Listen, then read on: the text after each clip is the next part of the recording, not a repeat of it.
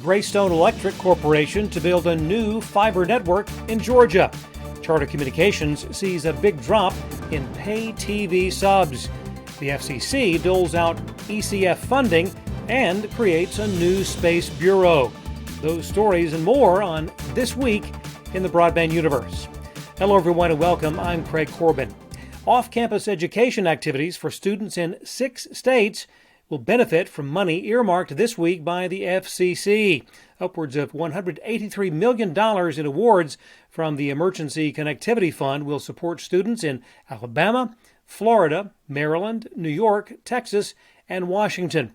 The awards will go to more than 325 schools, 40 libraries, and one consortium. Last month, the Emergency Connectivity Fund awarded $55 million in funding for students in California, Indiana, Michigan, Texas, and Puerto Rico. Since its inception, the ECF has allocated $6.3 billion. Big losses during the third quarter for cable behemoth Charter Communications, both in slowed broadband subscriber growth and bigger pay TV user losses than a year ago during the same period. Charter dropped 204,000 pay TV subscribers in Q3, 83,000 more than last year. The company added only 75,000 broadband customers, nearly 200,000 less than they gained in 2021. Charter CEO Tom Rutledge has announced his retirement after 50 years with the company, although he will remain as executive chairman of the board until November of 2023.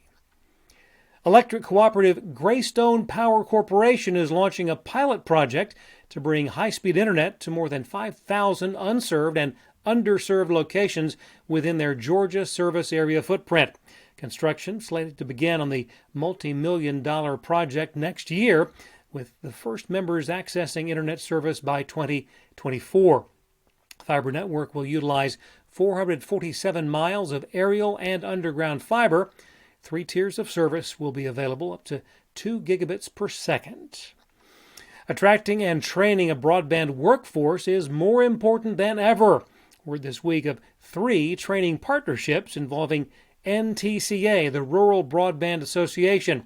First, a cooperative program with Northwood Technical College, with NTCA member companies gaining access to Northwood's Broadband Academy online courses.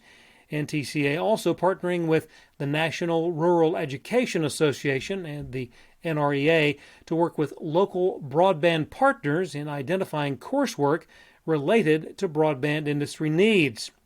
In addition, NTCA and the Communications Workers of America will make apprenticeship programs available to NTCA member companies with CWA workforces.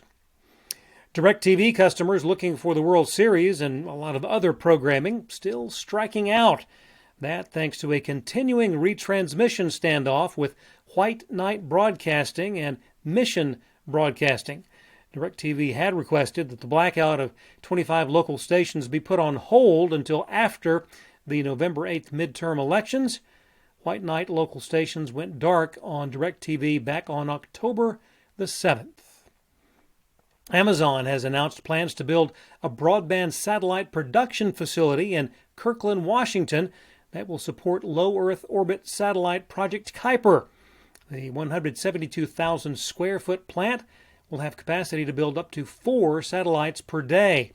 Amazon has agreements in place to launch most of the 3,236 satellites it plans to put in orbit over the next 5 years.